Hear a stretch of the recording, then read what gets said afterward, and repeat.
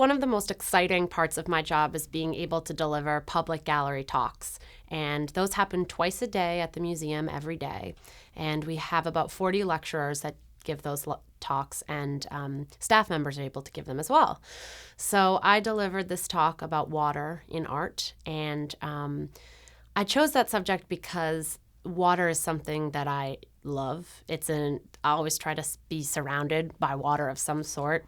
It's just something that's always, I've grown up near the ocean. And so I thought it would be really interesting to take visitors through a tour of different types of work from different artists, different time periods, and examine it all through the lens of water. So I started researching in the museum, actually. In our library, we have a file for every work of art in the collection.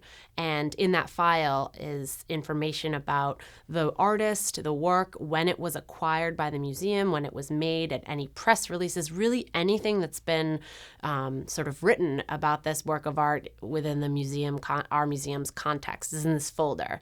So that's really the first place that I started. And then I went into our library and did a lot of research on this specific artist that I wanted to examine. And I ended up starting from the beginning of our collection, an artist called Georges Seurat. He is a French artist, and he did a lot of seascapes. And so I talk about a few of his seascapes, and then I move on to very late Claude Monet, his famous water lilies, but these were done at the very end of his life. And then I take a really different turn, and I go examine a Jackson Pollock.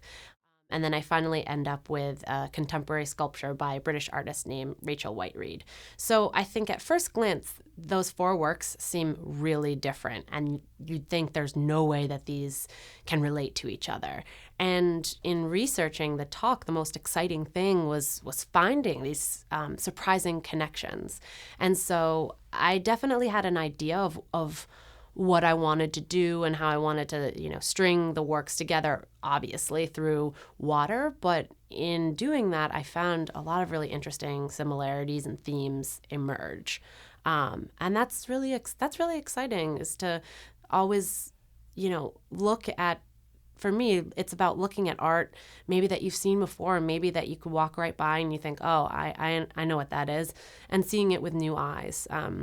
And so that's really what I try to accomplish in my talks, is really just bringing these sort of seemingly really different things together.